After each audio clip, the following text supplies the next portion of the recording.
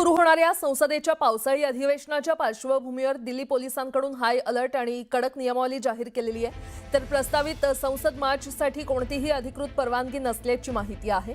दिल्लीत कलम 163 लागू करण्यात आलंय। यामुळे रॅली, निदर्शनं किंवा विनापरवानगी एकत्र येण्यावर पूर्णपणे बंदी असणार आहे। संसदेचं अधिवेशन अतिविशिष्ट व्यक्तींची सुरक्षा आणि महत्त्वाच्या सरकारी संस्थांच्या सुरक्षेसाठी दिल्लीत तगडा बंदोबस्त तैनात करण्यात आलाय। तर प्रतिबंधात्मक आदेशाचं उल्लंघन करणाऱ्यांवर बीएनएस कलम 223 अन्वये तात्काळ गुन्हा दाखल करून कडक कायदेशीर कारवाई करण्याचा इशारा पोलिसांनी दिलाय। तसंच नागरिकांनी कोणत्याही बेकायदेशीर मोर्चात सहभागी होऊ नये आणि कायदा आणि सुव्यवस्था राखण्यासाठी सहकार्य करावं असं आवाहन करण्यात आलंय।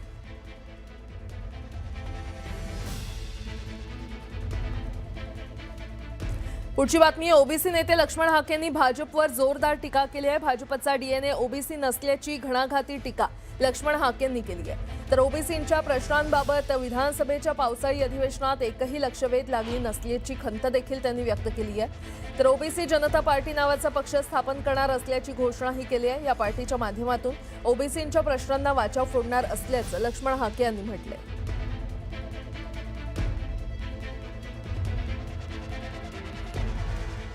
महाराष्ट्राच्या अधिवेशनामध्ये महाराष्ट्रातल्या 60% ओबीसींच्या प्रश्नावर एकही लक्षवेधी येणार नसेल, एकही प्रश्न मांडला जाणार नसेल, त्यांच्या आरक्षणासंदर्भात बोललं जाणार नसेल, त्यांच्या वेगवेगळ्या प्रश्नावर बोललं जाणार नसेल, तर महाराष्ट्रातल्या 60% ओबीसींनी नक्की करायचं काय? त्यामुळे कधी काळी ओबीसी हा भाजपचा डीएनए आहे म्हणून भाजपनं ओबीसींची मतं घेतली। आता भाजपचा डीएनए ओबीसी नाही,